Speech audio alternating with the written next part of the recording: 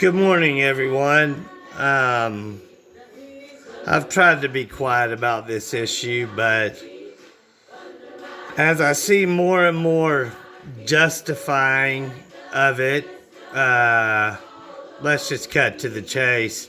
It's November 21st, the day before the massive cross church in Springdale.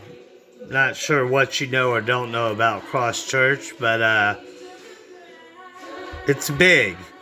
They are tomorrow at, besides the fact, probably a super spreader event with the virus, have sent out a postcard of the event because they're giving away their Thanksgiving blessings.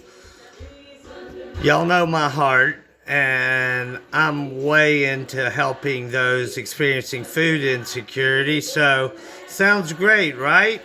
Well, on the postcard, in bold letters, in two separate languages, all caps, it says identification required.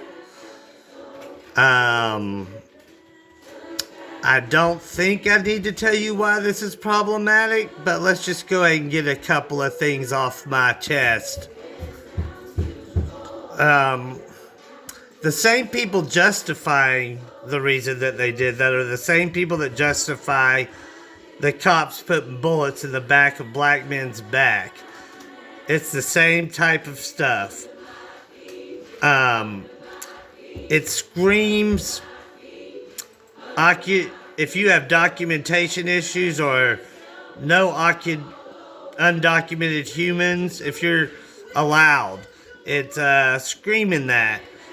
A lot of their justifying says, well, we've got to make sure there's only one per household. Well, a lot of the communities in Springdale that live on the other side of the train tracks from West Springdale, where Cross Church is located, there's a lot of brown people, of Native Islander Marshallese folks, and Latino families. A lot of these families live in multi-generational households, not to mention all the other problems. This stuff stresses your nuclear family, head of household, kind of patriarchal system there too. What about the people without addresses or without IDs? I would assume most of those people are hungry. We gonna leave them out? I'm involved with things where we get paperwork filled out for your address or your name, and we play the game, but people are real hungry right now. And this to me seems like walking into a homeless shelter or a food line and eating some chicken but saying no, you can't get any. Gosh, it's wrong in so many reasons. Once again, it's in bold and in all caps. They're making it pretty clear. I think the messages of Christ and hate and racism just don't mix real well. And if that's not a racist dog whistle, it's because that's been replaced with a bullhorn. Gosh, funny.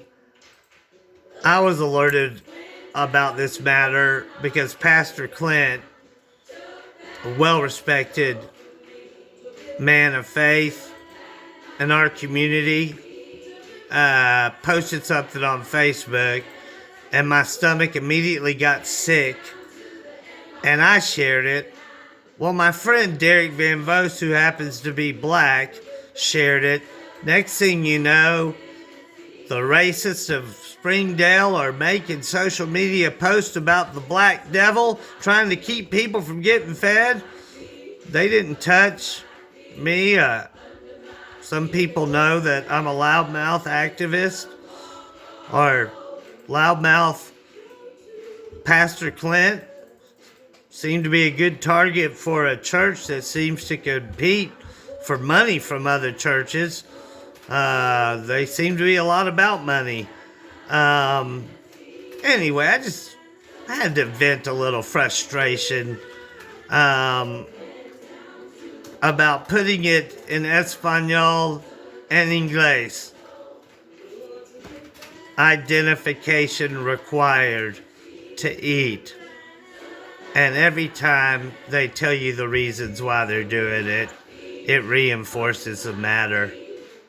This is wrong, cruel, racist. This is sad.